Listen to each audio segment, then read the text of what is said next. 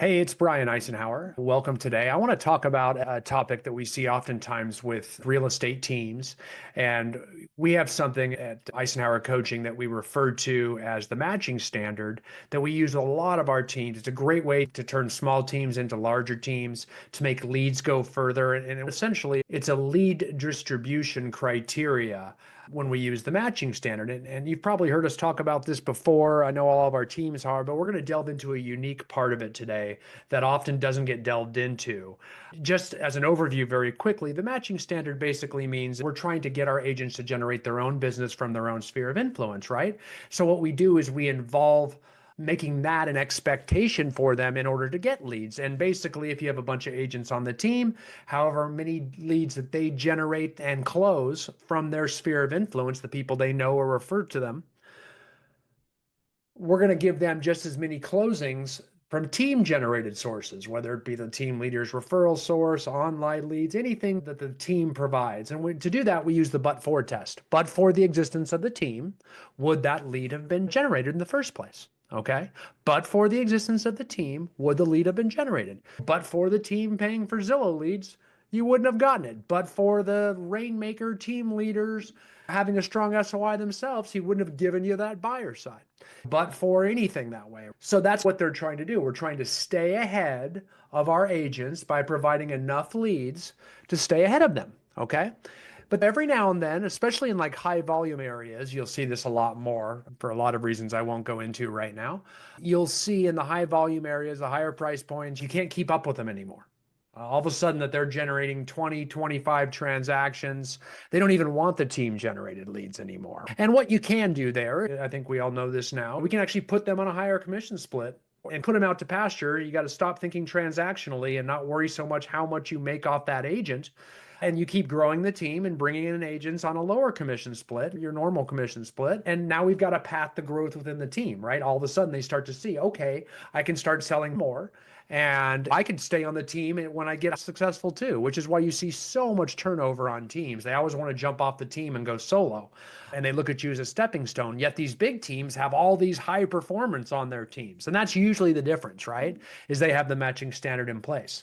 However, sometimes that's not the only problem. Sometimes you have a hard time staying ahead of them. It could be halfway through the year, let's say June, halfway through the calendar year, and they've closed 12 transactions and 9 of them come from their own SOI, and they've only converted and closed 3 leads from the team, right?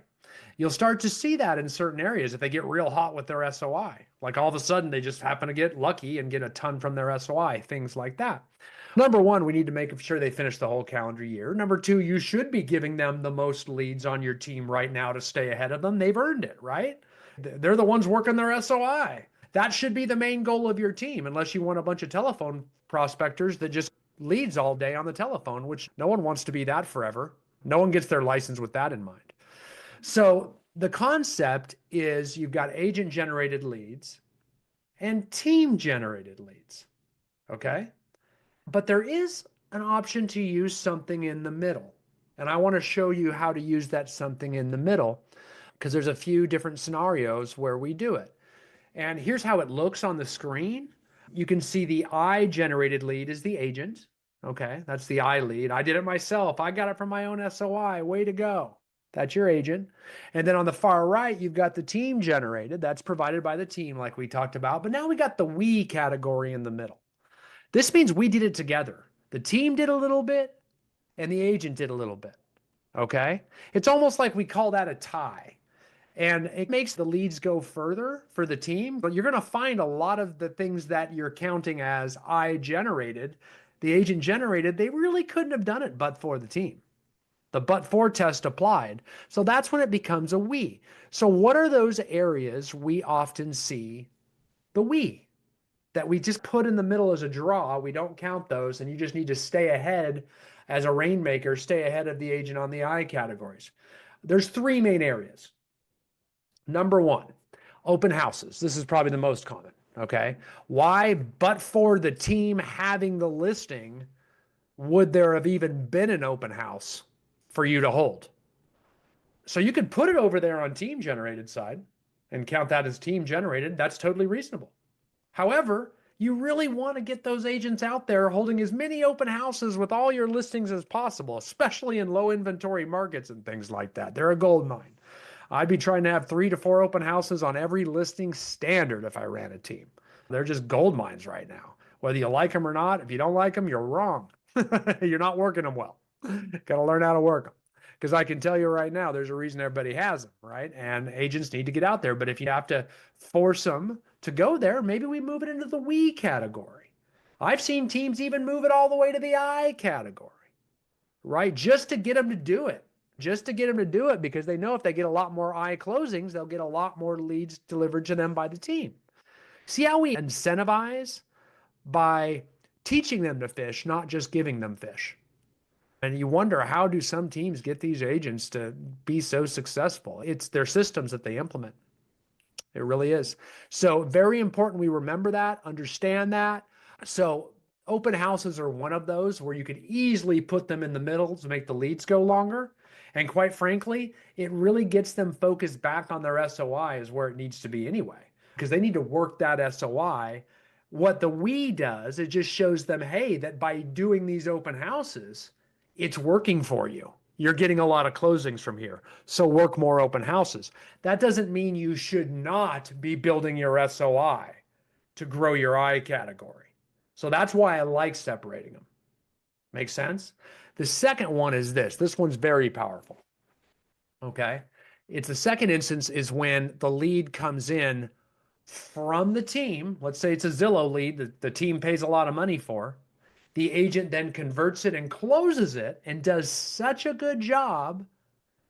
2 years later, they call the agent back and say, I want you to list my house.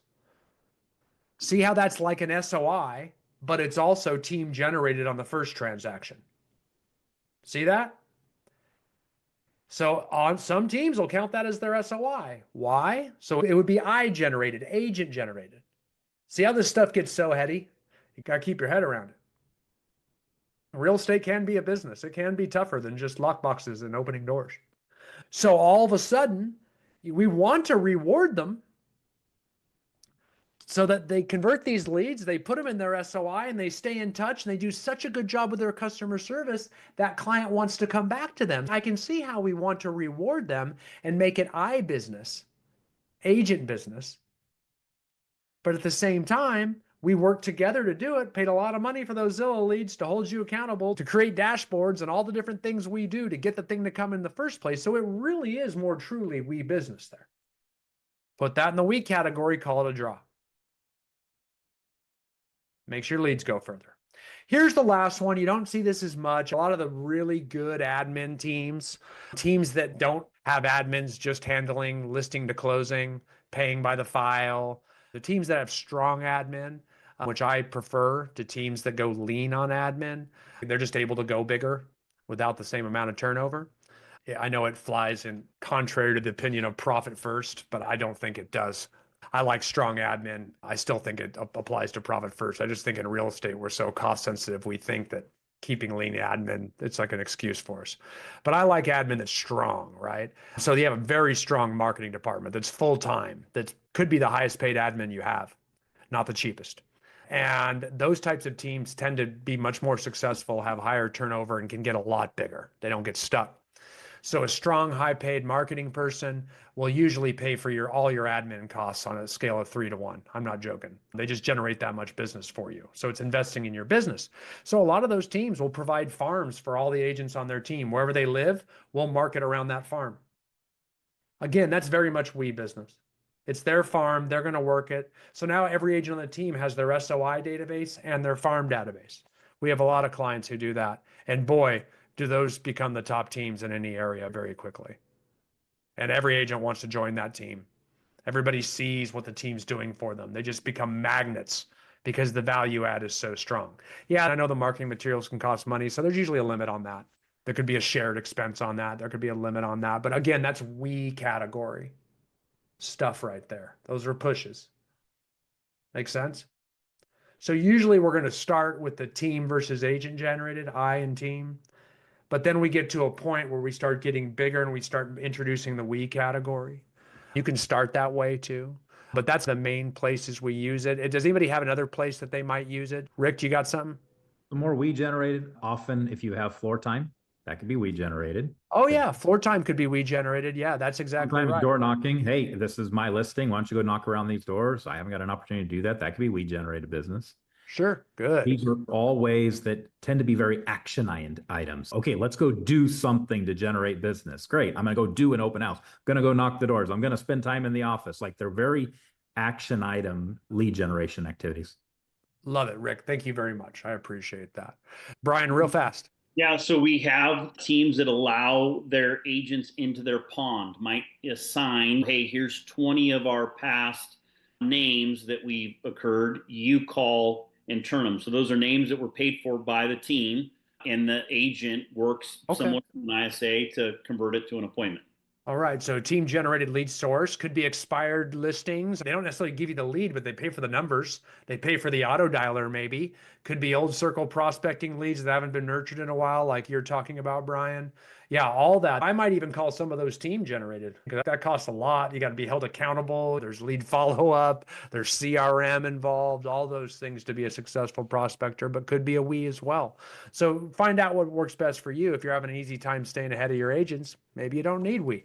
But if some of your agents start succeeding and start growing their own business and bringing business into the team, we might make more sense for you. So hope that helps, explains a little bit about lead distribution criteria on real estate teams and what makes teams go from small and stuck to get a little bit bigger and get that team leader and rainmaker out of production a little bit faster.